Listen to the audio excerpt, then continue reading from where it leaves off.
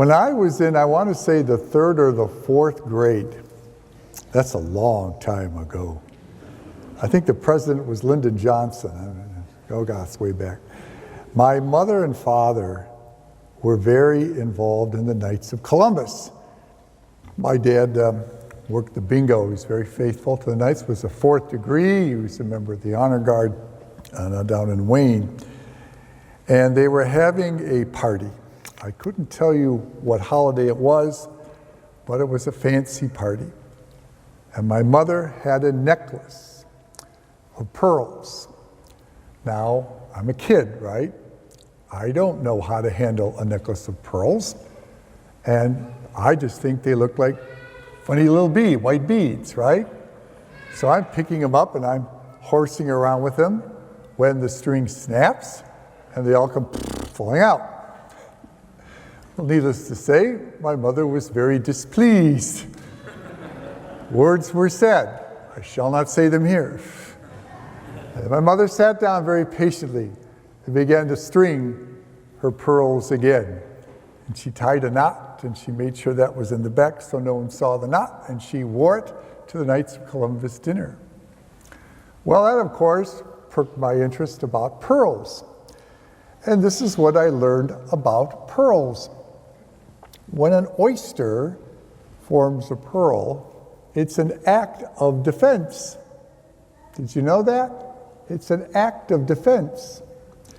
Because the particle of grain, or whatever particle it is, that gets inside of the oyster, and the oyster can't flush it out, wherever it is inside the oyster. What the oyster does, it begins to secrete a formula around the item so it does not cause any more harm. The oyster probably doesn't know this, but what it's actually doing, it's preventing that item from contracting bacteria and causing a disease. It's actually saving its life. It's saving its life by this secretion. And over time, that secretion hardens and forms a pearl. That's what it represents. It represents an oyster wise enough or smart enough, or just maybe it's just instinctive, I don't know. Whatever it is, it's an act of self-defense that saves itself. And when Jesus uses that as an example, and the people of the ancient time actually did know that. They did know that. So when he says the merchant finds a great pearl and finds it of great price, the greater the pearl, which means the larger of pearl, which means the larger the action of the oyster to save itself.